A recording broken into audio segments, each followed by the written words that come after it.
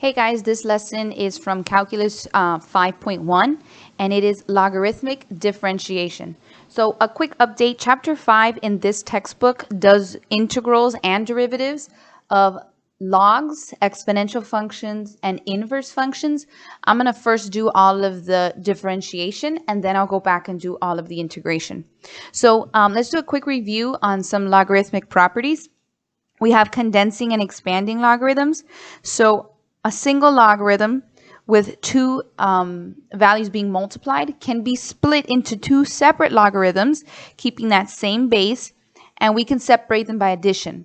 The same rule applies from division to subtraction.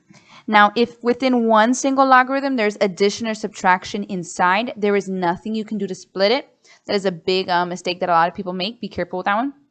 And the third one is that an exponent can be moved to the front of a logarithm. Now, these rules work to and from. We would move to this side if we want to condense and this side if we wanted to expand. And they also work for natural logarithms. That's when you see the ln. Now we have the change of base property. So the log of a base of some value can be rewritten into log of that value divided by log of the base. Okay, this is very helpful on scientific calculators, but our graphing calculators have a button that allow you to put it in this format, and I'll talk about that in just a minute. Powers of the same base. So if I have the same base and I'm working with an equation, the moment I get both sides of the equation to have the same base, I can cancel them out and just continue working with the exponents. Okay, that's good for solving equations. Next is converting between logarithm and exponential form. So, a base raised to y equaling x, I can rewrite this. This is currently in exponential form, in logarithmic form, by dropping that base to the base of the log and then just switching the location of the x and the y. Okay, this is also useful for solving equations. And the reason why this works is because exponential functions and logarithmic functions they are inverse functions of each other. That's a little tongue twister there. Now, the most common bases that you'll see, log of x, whenever you do not see a little number put in the space of the base, you can assume it is a log base 10. Okay? And for ln of x, when you don't see anything, well, you'll never see anything because ln is only for a base of e. Okay? If not, again, this one will always just be ln of x. This one always has a base of e. This one you'll either see nothing and assume it's a base 10, or they will put another little number there, like a 7, a 12, and so on. Now, the way I can plug these logarithms into my calculator, you want to look for the button that says log base, and it's written like that, log with O and G in lowercase and the rest capital. So option number 1 is to go to math and scroll down to A, and you'll see this log base button. Okay, and the other one is alpha window 5, and what that's going to let you do is plug in a logarithm that has a base other than 10. Okay, all right, so let's work on a quick example here, and these examples say to expand. All right, and I've written out the answers for you, so I encourage you to take a minute, pause the video, try and solve them on your own for a quick review, but we're going to move along here. So if I want to expand ln of 10 over 9, this is division within one single natural logarithm, and I can split it into ln of 10 minus ln of 9. And they didn't ask you to solve, they just asked you to expand. Okay, so that is that answer. Pen's a little weak here. Okay. All right. And now the next one, B over here, has a square root. Anytime you see a radical, I want you to try rewriting that radical in exponential form. So first I'm going to say ln of 3x plus 2 raised to the 1/2. Okay. Now remember, anytime I have these exponents, I can go ahead and put them in the front. And I can say 1/2 ln of 3x plus 2. And now here's where I was telling you that a lot of people get confused where they think they can split this. But again, that's only if the inside has multiplication or division. I do not have a rule for splitting that, so I can not expand this anymore. Okay. I'm actually going to leave C for last. That's probably the most complicated one. Oops. I'm going to jump over to D here. So D says ln of 6x divided by 5. Now, one rule of thumb when you start seeing multiple terms in the numerator or denominator that you can think of is that anything in the numerator is going to be separated by an addition sign, and anything in the denominator is going to be separated by a subtraction. But feel free to take this one at a time. I can say ln of 6x and then minus ln of the denominator. But notice that this still has two things being multiplied. So I can say ln of 6 plus, because it's being multiplied, ln of x, and then rewrite this ln of 5. And the parentheses are not too much of a big deal. Just make sure your notation is neat. Okay? And now everything has been split up. I can't go any further. That is as expanded as it can get. Okay? Now, for this last one over here, there is a lot going on. So again, feel free to take it one step at a time. But notice that here I have one thing in the numerator. And I say one because, again, this is separated by addition, so I cannot split this. And then here I have multiplication, so I have two things in the denominator. Okay? So now I'm going to go one at a time. I'm going to say ln of the numerator minus ln of that entire denominator. And I'm going to write that cube root as a 1/3. Okay.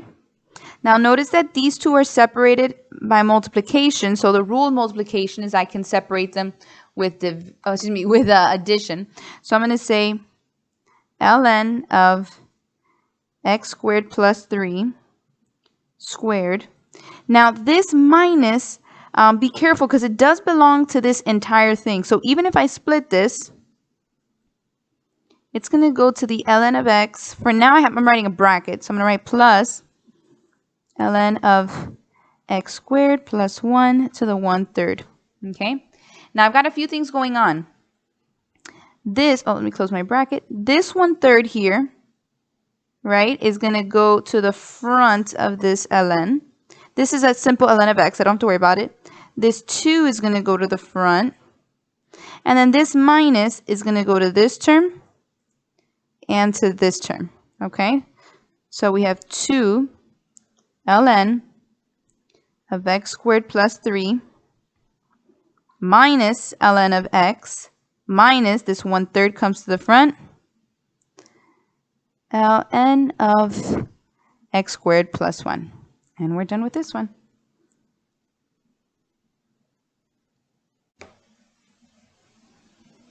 All right, let's take a look at the logarithmic and exponential derivatives. Today's examples are just going to be on the natural log, but I'm going to show you all of them just so you can see how they relate to each other. It's a little easier to memorize. So let's let u be a function here, and a is a number. Okay, so ln of a function, ln of u, the derivative is u prime over u. Okay, so whatever the function on the inside is what you really are concerned about here, and you do the derivative of that in the numerator, and you rewrite it in the denominator.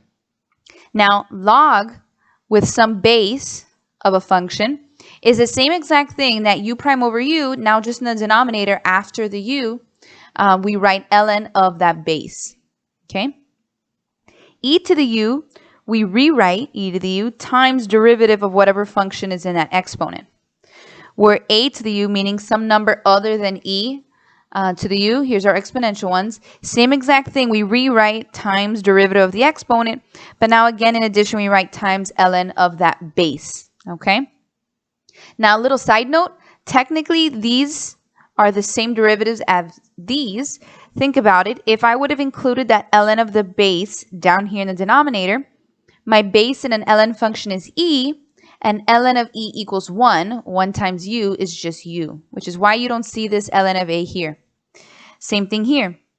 Ln of a, ln of this base, would have been ln of e. Ln of e is 1. 1 times anything is just itself. So that's why we don't see the ln of a in these two, okay? So again, I've whited out the answers. Let's take a look at these. So ln of 2x. Here, 2x is my u, okay?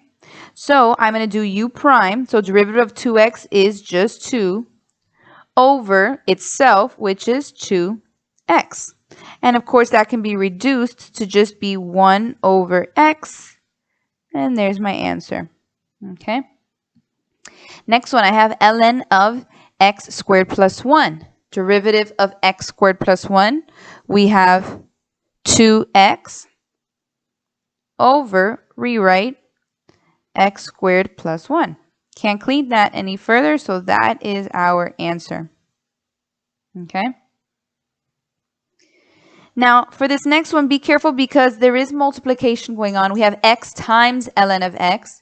So we have to do a little bit of product rule. So we do first times derivative of the second.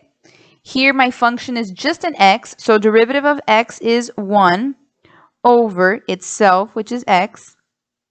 Now, plus derivative of the first, which is 1, times, rewrite the second, which is ln of x. Okay? Now we have two terms here. So on this left side, this is like saying x over 1. Okay? So this together is going to give me x over x, or you can catch it beforehand that these x's cancel out. So I'm just going to be left with 1 over 1, which is 1, plus 1 times ln of x is ln of x. And then I am done here. Now, for this next one, I hope your eye catches that this is a chain rule. Okay? We have ln of x on the inside and the 3 on the outside. So first, we do our outside, our power rule. We multiply the 3 to the front. Okay? The exponent becomes a 2. We rewrite the inside, and then times the derivative of the inside. And we just saw on this side that derivative of ln of x, well, derivative of x is 1 over itself is x. And this can be rewritten, doesn't have to be. We have 3 over x ln of x squared. Again, so many different ways you could write that. If this is a free response, you're free to leave it. If it's multiple choice, just take a peek at them and try and match it. All right, so for this next one, ln of absolute value of cosine of x. So the absolute values do not affect this rule. Okay, so the inside of this, the function is cosine. So if my derivative is u prime over u, then the derivative of cosine is negative sine of x, and then you write it over what the function was, which is cosine of x. So you can leave that as your answer, but don't be surprised if you see a question like this on a multiple choice that they change this to saying negative sine divided by cosine, is tangent of x, okay? All right, those are some simple ones, and these are pretty straightforward and simple like that. Let me just show you one other way that these rules can be used, okay? So whenever you have logarithmic functions, whenever you have a rational function, meaning a fraction function, and just look at this. Doing the derivative of this, you would have quotient rule with a chain in the numerator and a chain in the denominator. This would be super messy. You are allowed to use logarithms to simplify this and then do the derivative. Okay, so here are the steps that you would take. You would apply ln to both sides. Then you would expand if possible. Then once it's expanded, then you can do the derivative. Okay, now I'm going to stop on step 3 first. Okay, my suggestion, natural logarithms, ln has a simpler derivative. So although you have the freedom to do logarithm or natural logarithm, I would always suggest natural logarithm, which is ln. So we're going to start off by applying an ln on both sides. Okay. So now I have on the left side, I'm going to rewrite ln of y equals, and on this right side, now I have an ln of two things being divided. Now, what I did is allowed because if I do it to one side, I do it to the other, okay? So now I can say ln of x minus 2 squared minus ln, and I'm going to write that square root as an x squared plus 1 to the 1/2. Next, before I do the derivative, I'm going to continue with the expanding. I'm going to say ln of y equals, I'm going to move this exponent of 2 to the front so that I do not have to do any chain in here. 2 times ln of x minus 2 minus 1/2 ln of x squared plus 1. Now I'm going to move on to step 3 and do the derivative. ln of y, remember when we learned implicit, if it's all this, we're still doing derivatives in terms of x. So since this is a y, my derivative of ln of y would be y prime over y equals coefficients, meaning just numbers being multiplied in front come straight down, times the derivative of ln of x minus 2, u prime over u. I'm going to do the derivative of x minus 2, which is just 1, over itself, minus half, and again, derivative here is u prime over u, so derivative of this would be 2x over itself. Okay, now any derivative is not complete until you have this y prime by itself. So there's a few things that are going to happen right now. Let me color code a little bit. I am going to combine this and combine this. And then I need to multiply both sides by y so that I can get my y prime by itself. Okay? So let's start off. Y prime equals, I'm going to just put this 2 on top, 2 over x minus 2 minus, notice that these 2's cancel out right here. 1 over x squared plus 1. Okay, now I wanted all this to be multiplied by y. Okay, so if that's going to happen, I need to leave my function in terms of x. Okay, so if you realize these questions, the same thing will always happen. Our initial question told us what y equaled in terms of x. Pretend those ln's weren't there anymore. So instead of saying times y, I'm going to say times x minus 2 squared over square root of x squared plus 1. Now, if this was a free response, you could stop right here. So on a free response question, you can stop right there, okay? If this was not a free response question, if it was multiple choice, it'd probably clean this up a little bit more. So that's when you would move on to these.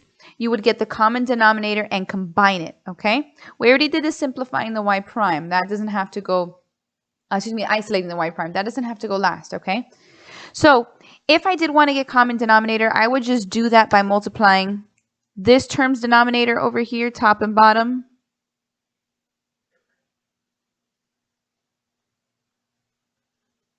And then this term's denominator over here, top and bottom. Oops. Okay. So now I can say y prime equals 2x squared plus 1.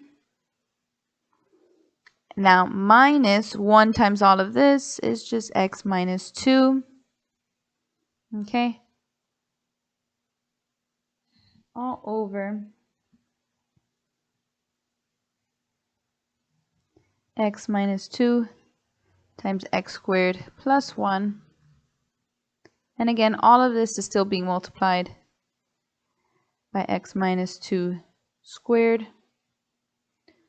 over square root of x squared plus 1. Okay, again, FRQ, you won't be going past this. And then you would just multiply this in. Again, nothing too crazy. Don't feel like you need to distribute anything. I would say 2 times x squared plus 1 minus x minus 2. Close that parentheses times x minus 2 squared all over x minus 2 times x squared plus 1 times square root of x squared plus 1. And again, I mean, trust me, I don't believe that a AP exam would waste so much time on making you do algebra, but a multiple choice would definitely be a bit cleaner, okay? So don't stress this last part.